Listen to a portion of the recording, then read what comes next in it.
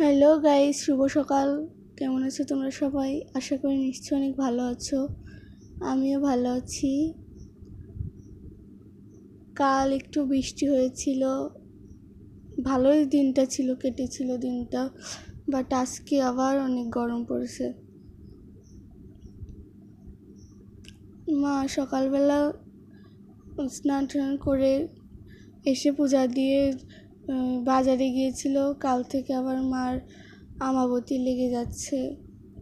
এগুলো ব্রাহ্মণের মধ্যেও করে, আবার এটা অনেকে অম্বুবাচীর নামেও চেনে। শর্টকাটে অনেকে আমাবতী বলে। আমার বড় মাকে ছোটোবেলা থেকে আমি দেখে আসছি বড় মাকে অম্বুবাচী করতে। এবার আমার মায়ের পালা এসেছে, আমার মাকে অম্বুবাচী করা লাগবে, অম্বুবাচী। যাই হোক, মার কাল আমাবতী যেহেতু লেগে যাচ্ছে, কলা আম মানে যা যা করণীয়, আগুনের ছক খেতে হয় না, নিচে শুতে হয়। আর ওই দিনগুলো অনেক খারাপ যায়। এটা একটা কঠিনের থেকে কঠিনতম ব্রত। আগুনের ছোঁয়া খেতে নেই, তারপর ভাত তো দূরে থাক, সামান্য গ্যাস লাইটটাও ধরতে নেই, নিচে ঘুষুতে হয়। তারপর এবার তো আমার বাবা যখন মারা গেছে, তবে তার পর থেকে শুরু হয়েছে 4 দিন ধরে ব্রতটা পালন করা লাগবে। আর যখন বাবা ছিল তখন 3 দিন বা 2.5 দিন এরকম যেত। যাই হোক, এই বেলা হয়ে গেছে, ওই জন্যে মা এসে রান্না করতে করতে মায়ের খিদে লাগছে। আমাদের গাছে কাঁঠাল পেড়ে দিছে দাদা, কাঁঠাল দিয়ে মুড়ি দিয়ে খেয়ে তারপর মা উনুনে গেছে, যাই একটু রান্না করে। আজকে শুক্রবার, নিরামিষ খাচ্ছে। অনেকে মা সন্তোষীর ব্রত পালন করে, আবার অনেকে ব্রত পালন না করলেও নিরামিষ খায়, আবার কেউ খায় না, যার যার রুচি আর কি। এদিকে মা আজকে রান্না করছিল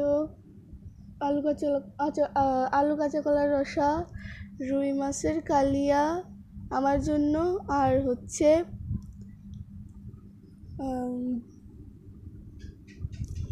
কুমড়ো ভাজা। আমি অত জানি না, কারণ আমি উনুনে মায়ের সাথে আর কি থাকি না, এই জন্য বুঝতে পারিনি যে এত আমি জানিও না আসলে যেটা মা কী রান্না করছে। খাওয়ার দরকার খাই।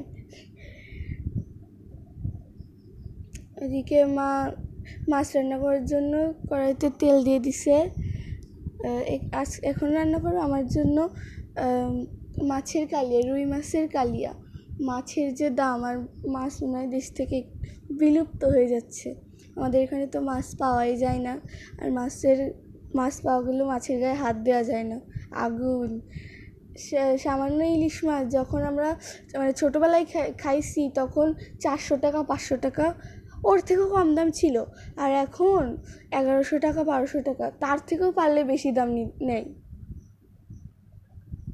আর রুই মাছ আমাদের এখানে বিয়ে ছিল, বিয়েবাড়ি থেকে সিধে দেয়।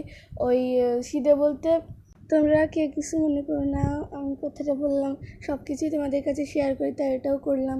আমরা ব্রাহ্মণ তো, ওই জন্য কারো বাড়ি যে খাই না, কারো হাতের রান্না খাই না, এই জন্য আর কি দিয়ে যায়। ওখানে যেটা হয় মাংস বাদে মাছ দিয়ে দেওয়া হয়, দই মিষ্টি যা যা ভাজা, ভাজা করতে কী কী লাগে, বেসন ইত্যাদি সব কিছুই দিয়ে যায়, চাল ডাল তেল লবণ, রান্না করতে যে উপকরণগুলো লাগে।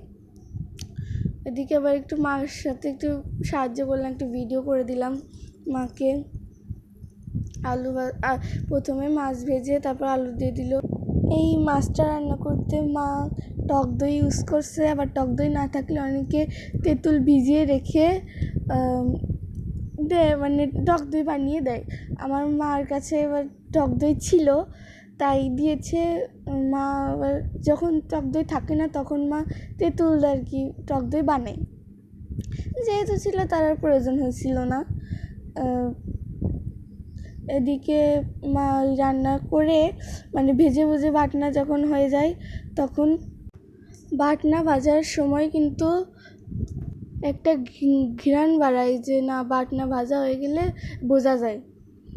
তো মা বাটনা ভাজা হয়ে গেলে মা মাছটা ছেড়ে দিল, দেওয়ার পর তারপর আজকে রান্নাটা অনেক সুস্বাদু হয়েছিল। আর সকালের রান্নাটা অনেক সুন্দর হয়েছিল, মা খাওয়াই দিছিল।